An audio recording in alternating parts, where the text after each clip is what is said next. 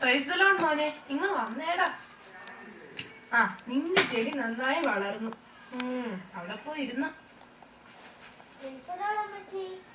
പ്രൈസലോൺ മോനെ ഇങ്ങ് വന്നേടാ, ഒന്ന് നോക്കട്ടെ. ചെടി നന്നായി വളർന്നു, മൊട്ടും പൂവായി. അവിടെ പോയി ഇരുന്നോ.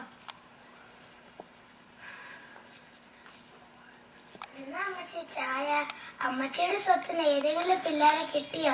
നീ അടുക്കളത്തെ പണി നോക്കിയാ മതി.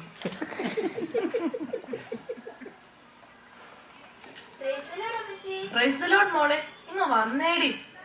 ഓ നിന്റെ ചെടി നന്നായി വളർന്നു, കായ്ക്കാനും തുടങ്ങി. കണ്ടിട്ട് തോന്നുന്നു നീ നന്നായി കഷ്ടപ്പെട്ടെന്ന്. പിന്നെ കഷ്ടപ്പെടാതെ അമ്മച്ചി ഒന്ന് കണ്ണ ചിമ്മോലും ചെയ്യാതെ ശുശ്രൂഷിച്ചതാ. അവിടെ പോയി ഇരുന്നോ.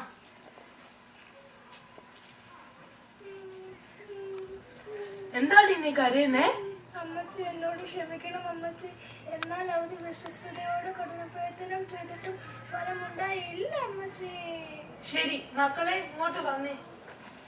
കത്തികളെല്ലാം ഇങ്ങോട്ട് വെച്ചേര്.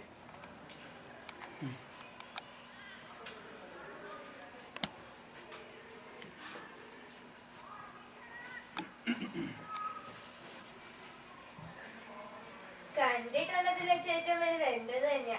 അങ്ങനെയാണ് അമ്മച്ചിയുടെ സ്വത്തൊക്കെ നിൽക്കാൻ കിട്ടും. ഇതൊക്കെ കിട്ടിയിട്ട് വേണം ഒരു പെൻസ് കാറൊക്കെ മേടിക്കാൻ. നീ വല്ലതും പറഞ്ഞോ? ഇത് നന്നായി വളർന്നു, ഇതില് മുട്ടും പൂവുമായി.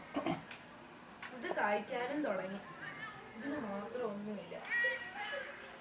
ശരി മക്കളെ, ഞാൻ എന്റെ തീരുമാനം അറിയിക്കട്ടെ. ഒന്ന് വേഗം പറയണ്ട അമ്മച്ചി. എന്റെ കണക്കില്ലാത്ത സ്വത്തുക്കളുടെ അവകാശിയെ തെരഞ്ഞെടുത്തത് ഈ കാൽച്ചട്ടിയുമായി വന്ന ഈ കുഞ്ഞിനെയാണ്. അതെന്ത് പണിയാ അമ്മച്ചി കാണിച്ചേ?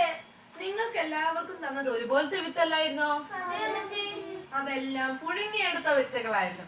എത്രമാത്രം കഠിനപ്രയത്നം ചെയ്താൽ അത് മുളയ്ക്കത്തില്ല. പിന്നെ എങ്ങനെ ഇതൊക്കെ ഇത്രയും വളർന്നത്? ഞാൻ തന്ന വിത്ത് മുളയ്ക്കാറ് പോയപ്പോൾ നിങ്ങൾ വേറൊരു വിത്ത് എടുത്ത് മുളപ്പിച്ചു. ഞാനതൊരിക്കലും അറിയില്ലെന്നാണോ വിചാരിച്ചേ? നിങ്ങളുടെ വ്യാജ പ്രവൃത്തി അല്ല, നല്ല മനസാക്ഷിയും പരമാർത്ഥ ഹൃദയത്തോടുള്ള പ്രവൃത്തിയുമാണ് ഞാൻ ആഗ്രഹിച്ചത്.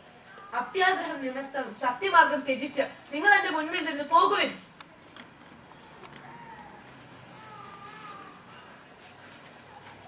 വാ മോളെ.